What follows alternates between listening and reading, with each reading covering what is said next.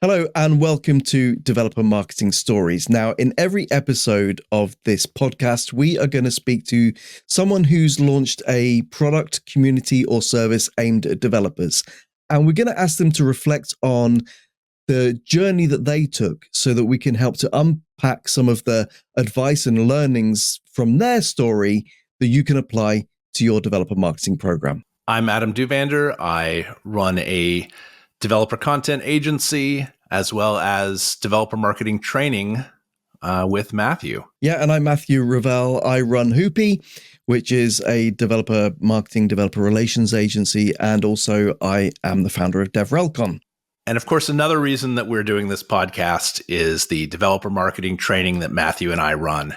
It gives you 6 to 12 months of coaching and feedback and really the tools that you need to be a better developer marketer. So if you want to level up your developer marketing career, whether you're coming from a non-developer form of marketing or you're coming from more of the technical side and you want to learn the marketing side, then take a look at developer.marketing. You'll be able to sign up, get access to at your own pace training, as well as that coaching that Adam mentioned, and join a community of learners. So developer.marketing. Okay, Adam, who are we speaking to this time? We are talking to Jon Gottfried, one of the founders of MLH, Major League Hacking, which is a community of developer learners, primarily college developers, and learning through hackathons and other events.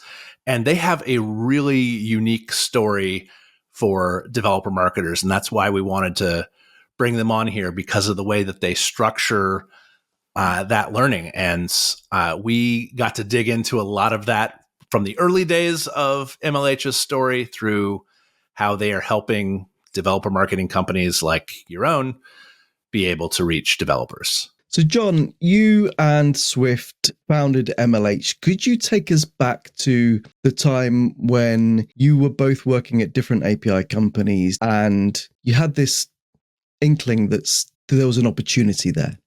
It happened very organically. Swift and I was working at Twilio, he was working at SendGrid, and this is now, more than 10 years ago, right? So we're talking 2009, 2010, 2011. We had both just graduated from college, and a big part of our role at the time as developer evangelists was community building, mentorship of both our customers and general developers, and building connections with a lot of different local groups and builders, right?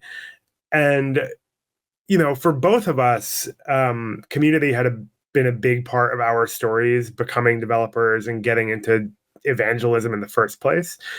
And so MLH was sort of an organic extension of that. Basically what happened was there was a small nascent group of university like hacker clubs and hackathons, maybe 5 of them at the time.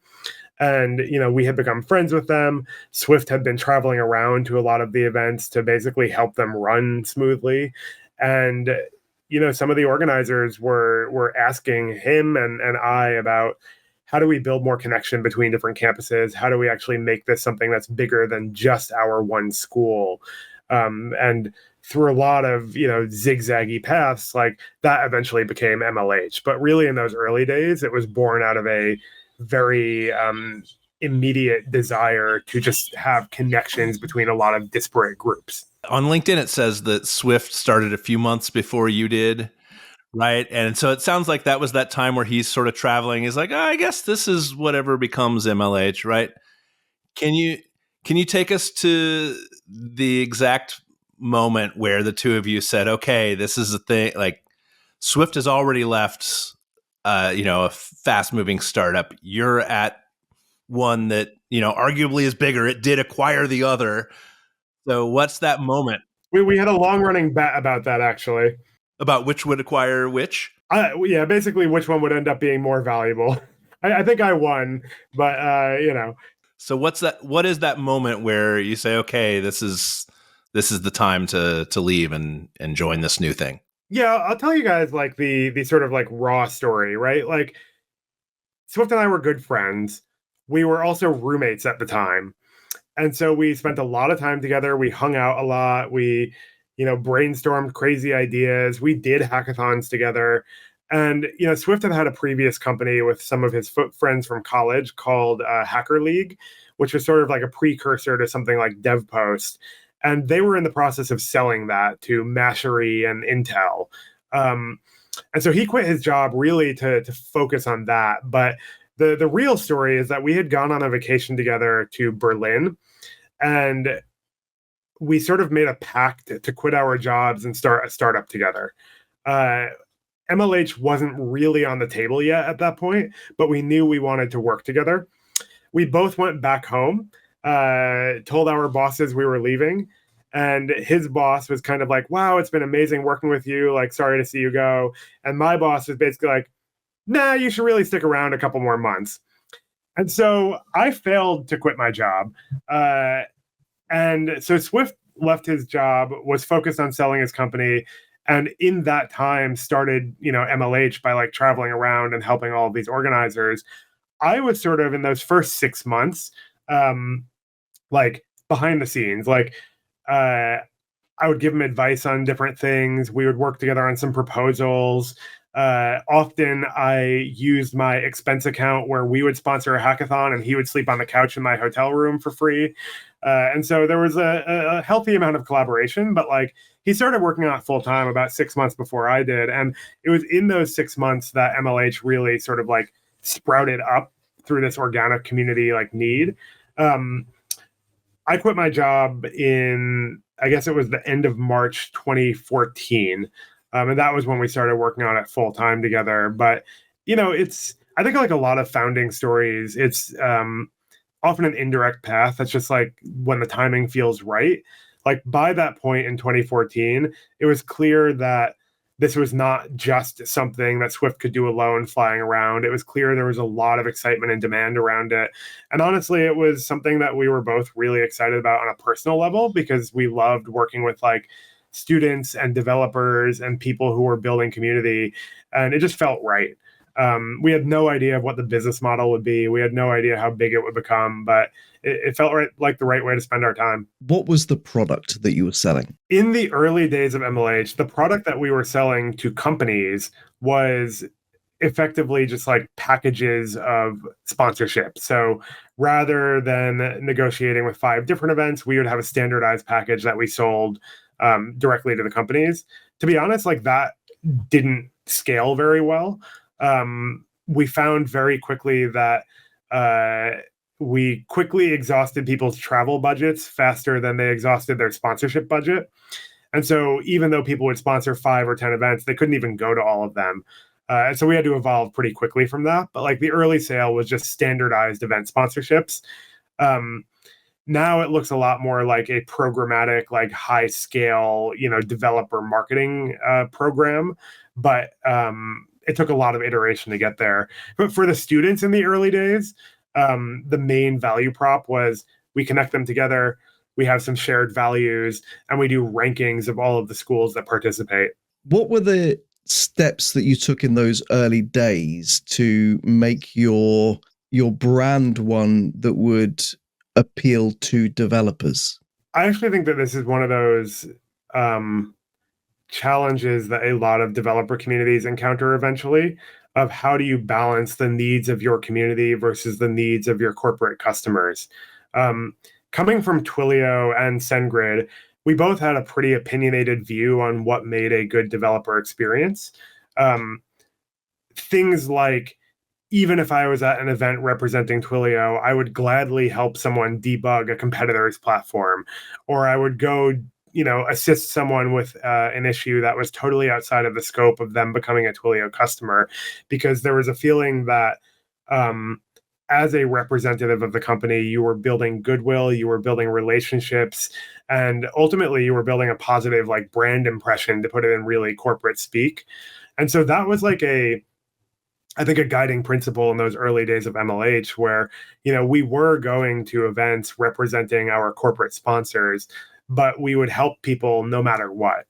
And, we made sure that the hackathons themselves like shared a lot of those values, where it is first about the developer, it is first about learning and growing your skills, it is first about the experience of the attendee. Because if you can't create a positive attendee experience where people are learning and having a good time and building something that they're passionate about, it's never going to become sticky, right? Like, you want people to come back. You want them to have that aha moment where they can't wait to come to another event that you run. And, if you go too far in the direction of it being a, corporate event, often people leave feeling like it was a transactional relationship and not a growth oriented one.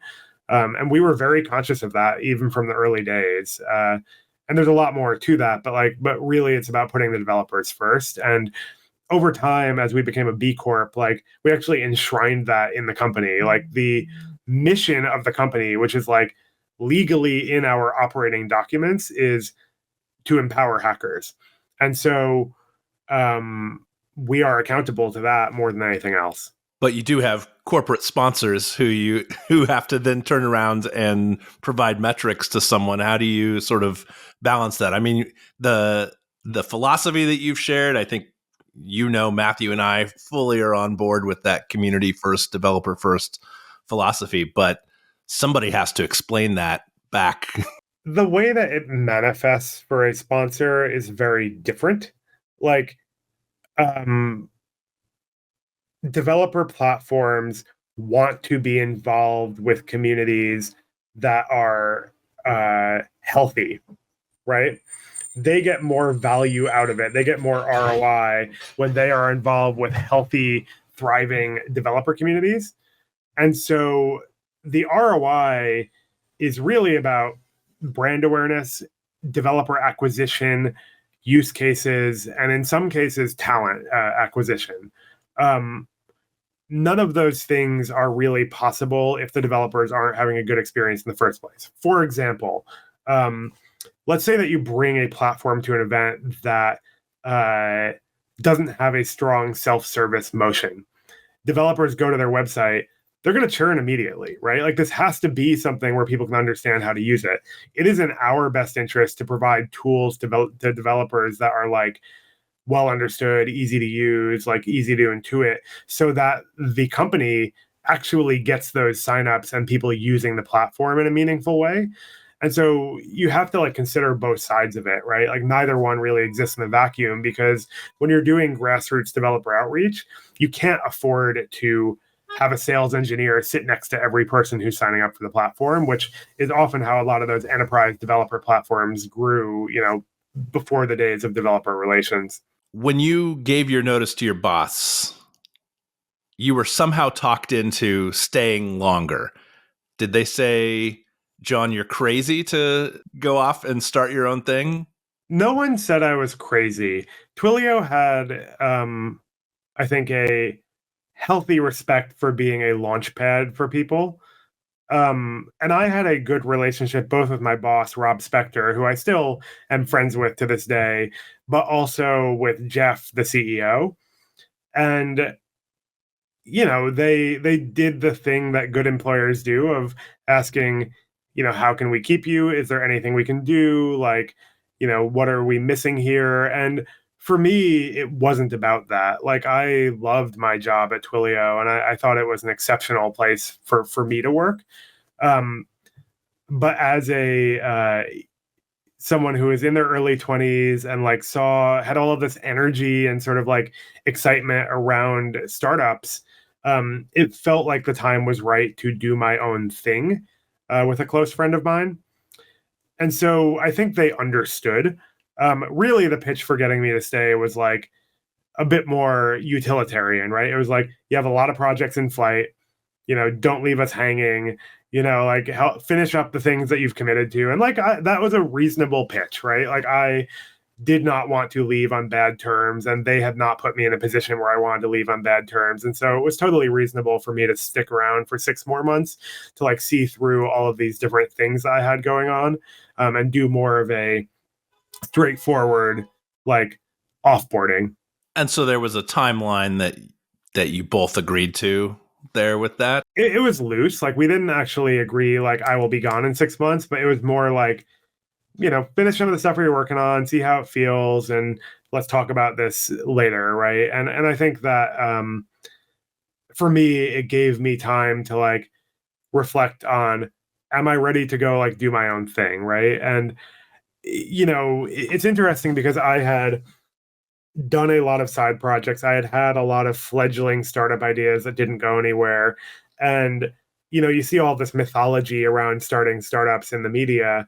The reality was nothing like that, but I still wouldn't trade it for anything. Like honestly, staying at Twilio would have been incredibly lucrative. I'm sure I would have learned a lot. I'm sure it would have, been a huge impact on my career in the developer world. But when you are doing something on your own, there is a forcing function where you must figure out all of the nuts and bolts of how to run a business, how to build products, how to sell, how to, manage a team. And I felt like that was a huge like accelerant for my expertise and career, and also something that I just really enjoyed. And I think that we did it in the best way we could have. Like Jeff, the CEO of Twilio, came back as an angel investor in MLH when we raised our first round. So like, I don't think we did it in any way that burned bridges, but it was just a leap of faith. Tell us about that leap then. So some time passes, you have to tell Rob that you're leaving again. What's the moment when you realized, okay, it's done. There's no turning back now? I think it was in December or January of that year. So we had first had the conversation in like July or August when we got back from Berlin, I think. And then or maybe it wasn't even then. Maybe it was earlier. Either way, I know that I finally talked to him in December or January about leaving in April. I think he saw it coming by that point. Like, I had been planting seeds of it for a long time by then, and they had just made some fantastic hires. So like right around that time, they had brought on, I think Ricky Robinette, who ended up leading that team in the future, joined. Greg Baugus joined around a similar time. I think Matt Mackay had just joined. And so they were hiring pretty aggressively. And perhaps, that made it easier for me to leave. Like, and I won't say I was like the linchpin of that team. Like, it was very much a collaborative effort. Like, there were a lot of really fantastic people there. But I think it had become obvious that I was on the way out and would finish up and leave. Twilio came on as one of our first customers. Like, I do think that we understood the current model of developer relations at that time really well and had something to offer a lot of those teams that were trying to scale their reach. So there was a point, so you'd left Twilio, Swift had left SendGrid, and you were both now full-time. Was there a moment where you realized that you'd kind of crossed a threshold, there was no turning back? Yeah, so our first big customer was Dell Computers. And we had built a relationship with their team and effectively made a pitch to them as they were launching their Linux laptop, the Sputnik, that like, to put it like bluntly, like, developers didn't care for their brand and that Mac was eating their lunch. And with a Linux laptop, they had an opportunity to gain a lot of developer mindshare and preference. I had been using the laptop. Like, I was a huge fan of it. I had friends who were really into it. And so we made this pitch to their leadership that like they should be the flagship sponsor of MLH. The amount of money we asked for was like more money than I had ever seen in my life. And I, distinctly remember like signing that contract with them and like basically like Swift and I sitting there saying like, like, either this is going to go really well and it's going to be a huge accelerant for our business, or we're going to get sued to death and, fail miserably. And it was like a very, there were like these two polar options. Like, either it was going to be exceptional or it was going to be a total disaster and we were going to get sued by this massive company. It ended up being really successful. Like, they were a partner for, I think, 4 years, but, that was the moment of no going back, because we had now accepted so much money from a customer that to not execute on it would have been like disastrous. How did you actually set the price? I honestly don't remember how we set the price. I'm pretty sure it was some combination of asking people in our network what they thought it should cost, looking at what an individual hackathon sponsorship cost, and then coming up with the biggest number we thought was like possible. There was no science to it. Over time, we developed a much better understanding of like unit economics and, sales prices and all of those things. But really, it was just like a moonshot kind of pitch. And, I think for them, once you really get into it and you're looking at these like huge companies that do consumer marketing spend, like Apple could spend whatever, like $1 million on like a movie placement or something. Like the money is like silly money at a certain point. And I actually think that in retrospect, we were a really good bang for their buck. But for us, it felt like just like the biggest number we could reasonably ask for without being laughed out of the room. And is that you had the first ever season of hackathons that they were sponsoring? And is the sort of polar ends that's basically how well that season goes determines how well Dell's experience goes? Is that kind of what it was? Yeah. So at the time, we were rapidly growing. So we went from like 5 events in a year to like 40 events in 6 months to 100 events in 6 months, like really, really quickly. And so a lot of it was like speculative about the growth of the events. Like, could we support that? Like, did we literally have the time to do all of those events? Because there was only Swift and I, and maybe we had a couple of interns at that point. And would people show up for the events, and would the events be successful? Like, there was a lot of, I would say, optimistic planning. And, not all of the events were perfect, but the underlying premise that we could be a shared infrastructure for people building developer communities and events did play out. It was incredibly exhausting. Like Swift and I were on the road constantly, and very quickly had to hire people to even just like get the bare minimum of work done. But the real question about whether we would fail miserably or succeed was, could we execute on what we had promised? Like, not just the number of events, but like at each event, could we do the thing that we were imagining for Dell, which was to expose developers to their platform and make it a good experience in a scalable way? Like things like, if you get really deep into logistics, like how does freight shipping work? How do you ship 30 laptops to an event? We had to figure that out, and it was a lot of trial and error. So you've got Dell as a customer. How do you get the developers there to the hackathon? Almost all of our developer marketing has been word of mouth. And this is kind of one of the magical things I think about MLH and our community, is that it is highly localized and distributed. And so most people who go to a hackathon, and now, some of our online programs or fellowships or things like that, find out about it from a friend. And that makes a lot of sense when you think about it in the context of a university experience. Like, how do you go to a party? How do you go to a club meeting? Usually someone invites you. The same is true of hackathons, but like to a greater degree, because you're committing to an entire weekend away from campus. And so it's not as simple as like, come spend an hour at this club meeting. It's like, hey, do you want to like drive for 6 hours and go to this crazy event where you maybe stay up all night building stuff? And so you had to have a pretty compelling pitch from someone you trusted. We saw people going classroom to classroom, like literally pitching, their peers on campus. Yeah, we saw people using Facebook groups to build community, to rally people from campus to campus.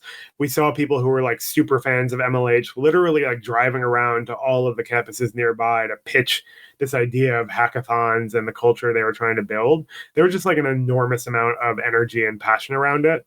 And we still see that today. It looks a little bit different, but like, it is all word of mouth and organic. And we've basically like never spent $1 on marketing to developers, because it is such a compelling experience for them that they just keep wanting to be there. And that's, been an intentional thing, but also something that is, to me, like a sign of a really healthy developer community. So you've just described, I think, the holy grail for many developer marketers. You didn't spend $1 and you got super fans who are driving around, despite being college students with no money, to go around evangelizing on your behalf. So what was your pitch to those people who became the super fans? In those early days, I don't know that we were pitching super fans or even intentionally creating them. The experience spoke for itself. We had people where every single weekend of the semester, they were at a hackathon. It was their social scene. It was their professional scene. It was like their passion in life. Like I equate it sometimes to, college sports. Like people do travel around following their college football team because that's the center of their experience on campus. The same is true of hackathons.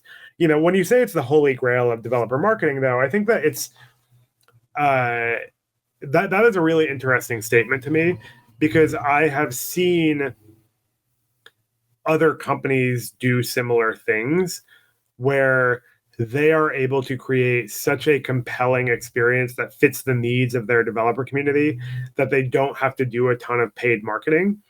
When I say that we never paid for it, like obviously we were paying our team, so there is a staff cost, but we didn't do advertising or anything like that. And I think that for grassroots developer communities, that is often how they work, that you are creating content, you're creating experiences, you're creating peer connections in a way that creates like a flywheel for the business to get more developers involved. And that doesn't necessarily include paid advertising as an acquisition strategy, in my opinion. I guess what I meant was that you're creating super fans, people who will act as force multipliers for your program. And that is, people put a lot of effort into champions programs, into, ambassadors within individual accounts when they're doing account-based marketing and that kind of thing. Whereas for you, I guess it is the holy grail. The thing that you had to offer was so compelling that the rest just came naturally. Yes. And I think that is in contrast to how most champion programs function. We did not because there was no structure to our super fan effort, people could make of it what they wanted. For some people, they wanted to be a leader, right? Like they wanted to build something on their campus. For some people, they just loved hacking and creating projects. For some people, it was their social experience, right? Like they just wanted to see their friends. A lot of different people got different things out of it, but really they got out of it what they put into it. And I think the problem with a lot of champions programs is that they end up being very heavily structured and incentive based. And the best incentive is something that's intrinsic, right? So if you are, and I see this at Twilio too, and I've seen it at a lot of our customers at MLH, they all have super fans. Whether or not you choose to support those people with the resources of your company is a different question. But at Twilio, it was very common for people who just enjoyed using the platform and had created something cool with it to go talk about it without ever speaking to us. And that was encouraged and often rewarded in a way that felt like a magical moment to people and not a transactional relationship. And I think we've thought similarly about it from MLH. Oh wow, you went to 10 hackathons this year. That's really cool. Why don't we send you a t-shirt? Why don't we help pay for your gas money to another event? Why don't we go to your school and help them fund a bus to get from school to school? All of those things were not offers. They were responses to the things that people were already doing because they loved it so much. And I think that the best champion programs look similarly, where it's about rewarding people for the right behaviors that they have come up with on their own. I think that's going to be really compelling to folks who are probably sitting in that exact spot trying to design that that champion program now. If we can go to sort of that, again, early days, two of you've taken this this huge check, which I assume was a large check, like a sweepstakes.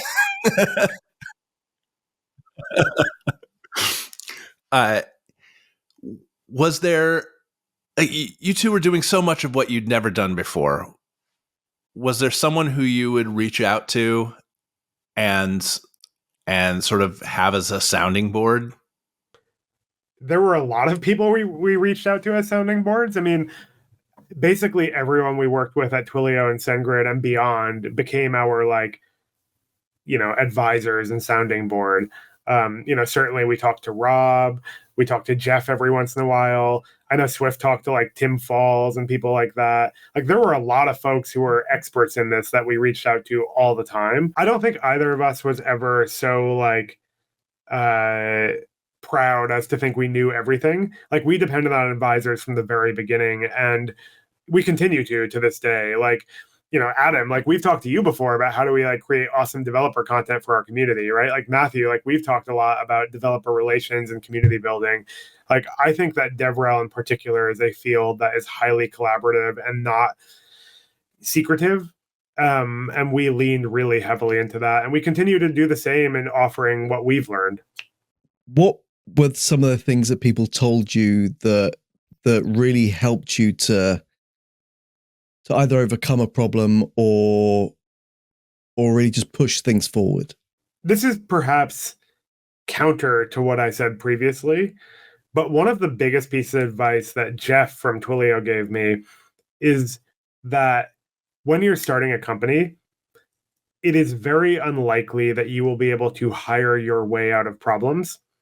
You can hire people to solve operational problems. You can hire people to bring new expertise on the team.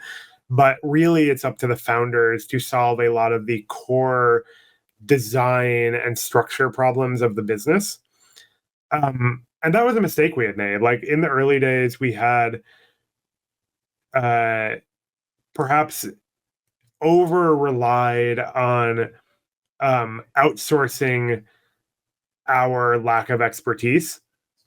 And I think the reality is that when you have advisors and when you have peers that you can talk to, you need to take all of that information and figure out what to do with it, because it is unlikely for a small company that someone you bring on board will have the necessary amount of context and depth of understanding about your community to solve these like existential problems for you.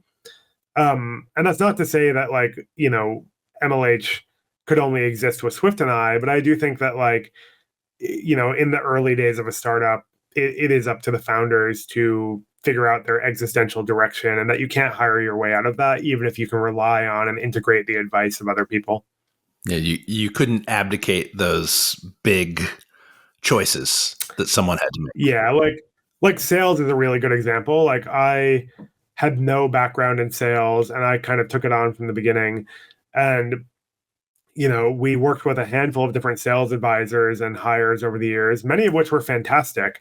But we found that if Swift and I didn't intimately understand sales process, proposals, billing, like all the elements of it, that it would still not be successful, because we needed to understand what was going on and where to go strategically. And that didn't necessarily look like how other companies did it. And so hiring someone, they could often be an incredible executor and strategic driver in a certain direction. But that didn't necessarily mean that they knew how MLH specifically should do sales. Yeah, and so there'd never been an MLH before. So this must have, those early days, it must have been a lot of experimentation. And what were some of the things that you tried along the way? I mean, we tried a million things. I mentioned like the API, like standardized packages, like that didn't work for very long. We had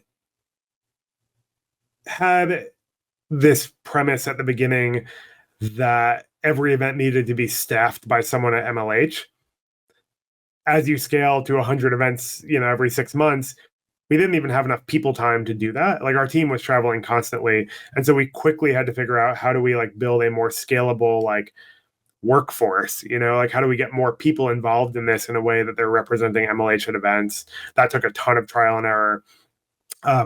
We had to figure out like what are the finances of this, like how much does it cost to staff a hackathon, how much does it cost to serve our organizers in the way that we want to.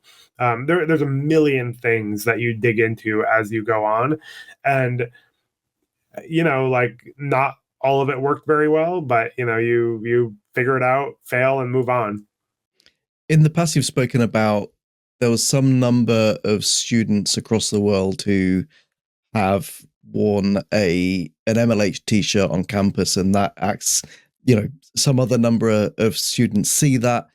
Can you tell us about some of the experiments that you did then around reaching more student developers? One of the things that we realized really early on is that being a hacker and like being an MLH like hackathoner was part of someone's identity.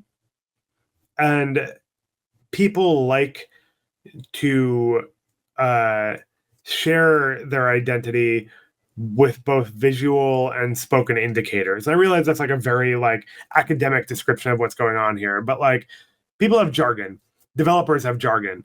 Like when you see someone else with those stickers on their laptop that they might have some shared values and interests to you. When you see someone wearing a startup t-shirt. When you see someone like sharing something on social media in a certain way that like, hey, like they're into tech too. And so we realized that like t-shirts especially were a really powerful visual indicator of like belonging to a community.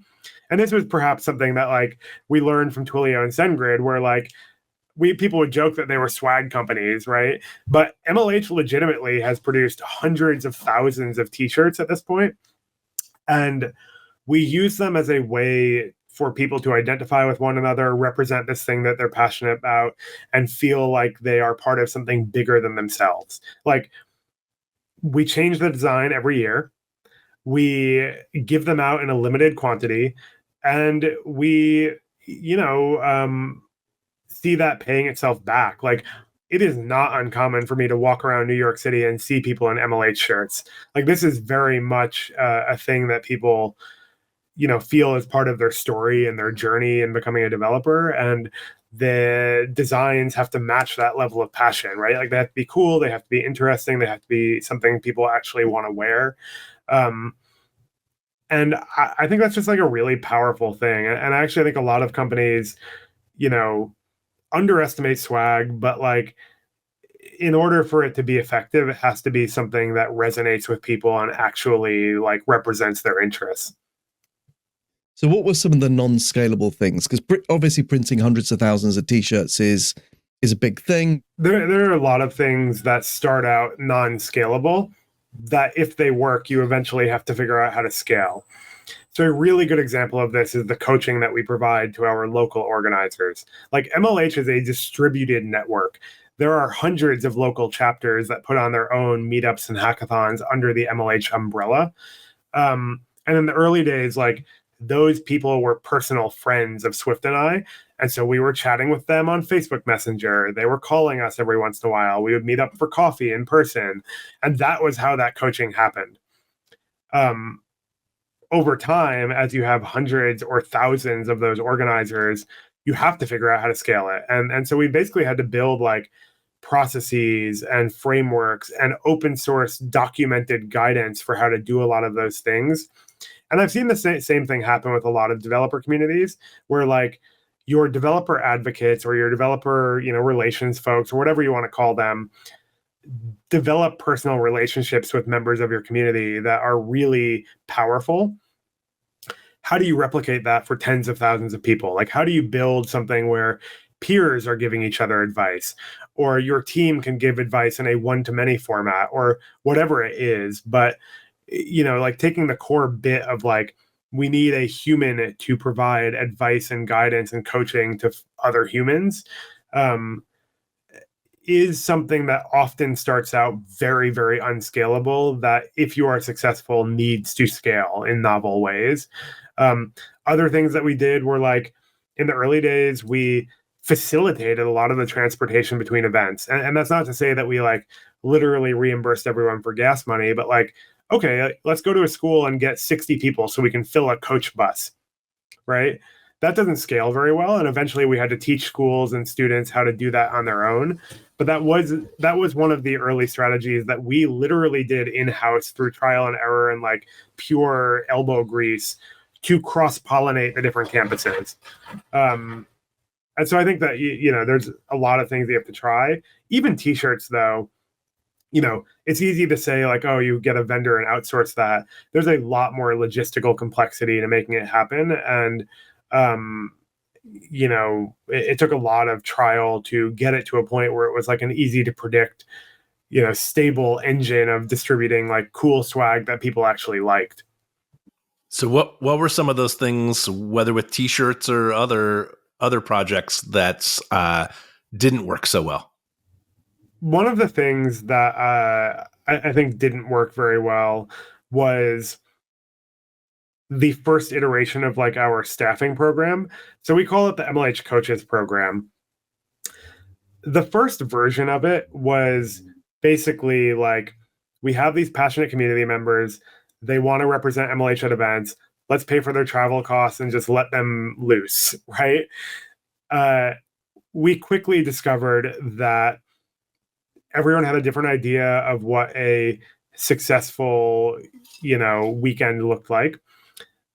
People focused their time on different things, and that in order for us to like sort of like make sure that all of our local communities had a comparable experience, and also that our like sponsors and corporate customers had a comparable experience, that we needed training and we needed structure and we needed feedback, so that at least like the coaches that we were sending to events had a playbook of what they should be doing. And I see this with developer like advocates too, right? Like sometimes you go to an event and someone is there, you know, providing a ton of value. Sometimes you go to an event and, you know, you see people at a booth where they're on their laptop and they don't seem particularly engaged. I don't think that's a malicious thing. And I don't think that's a personal, like, ding either. I think it is more often than not a lack of, like, training and expectation setting for, like, what it means to be out in the field.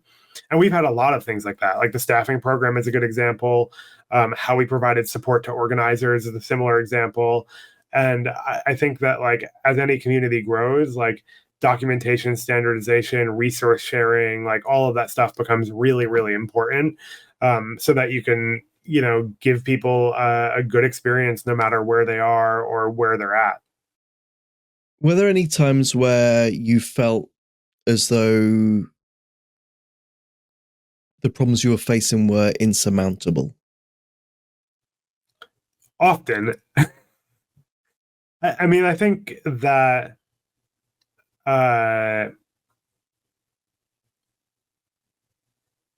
when Dell changed their strategy and was not a customer anymore, we had to make up a lot of revenue really quickly.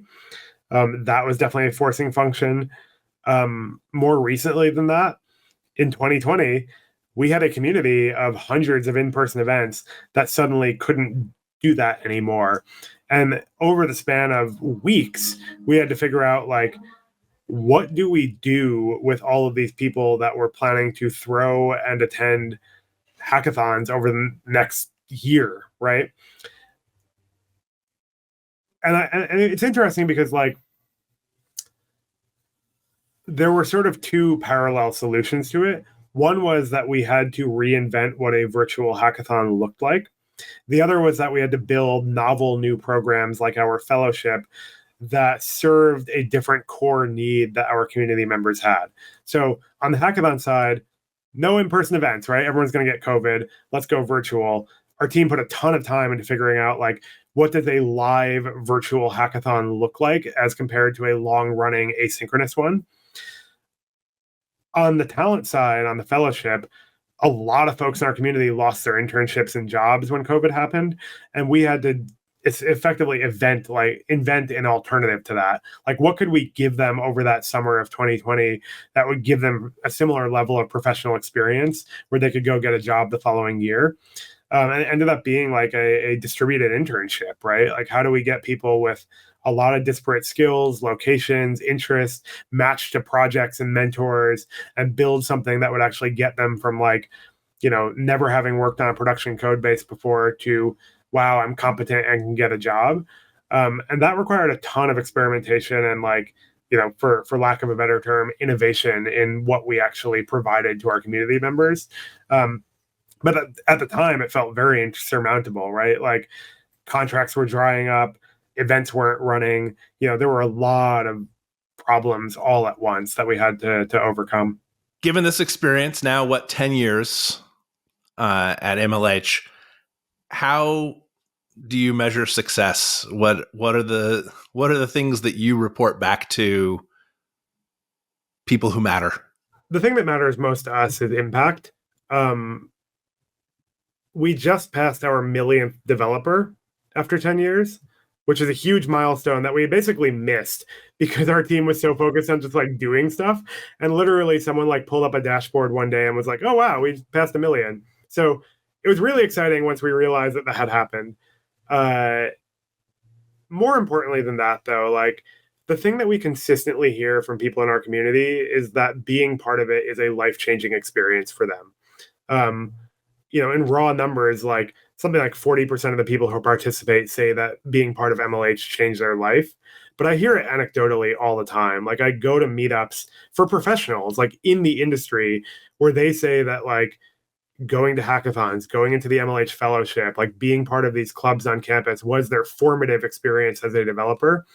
And that's the thing that matters most to us. Like, all of the things that we do for corporate partners, is a means of enabling that in a mutually beneficial way, right? Like, why would we care about introducing developers to some generic API?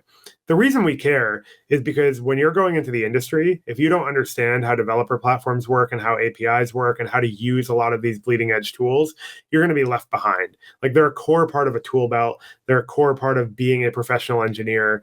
And, I think that all of those impact metrics tie together in a really, like, virtuous cycle of, we provide a life-changing experience.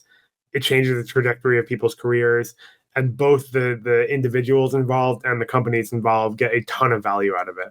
And so you were so focused on those people that matter, the developers that matter, that you missed the million developer mark. It's true. So looking back, knowing what you do now, what would you advise yourself 10 years ago as you were starting out? I think the biggest piece of advice I would give myself is not to look at what other people are doing. I think that there is a huge difference between comparing yourself to other companies and trying to emulate strategies that have worked elsewhere versus understanding what those strategies are and seeking advice and then coming to your own conclusion. Like, I think that myself personally, like, it was always really easy for me to see someone else and be like, oh my God, they're so far ahead of us. Oh wow, like, they're doing this thing that's, like, so successful. Like, why aren't we able to do that? And the truth is that, like, we had our own way to go about things. And in many cases, it worked out better for us. In a lot of cases, it didn't. But it was really important to go on that journey of figuring it out for ourselves, of what is the MLH way of doing something, because that's what differentiates you as a community and as a company, is figuring out your own path forward, even if you're integrating, well understood strategies and advice. Great. Well, Jon, thank you. That's great. Yeah, thank you. Hopefully this was interesting and helpful for you guys. I enjoyed it.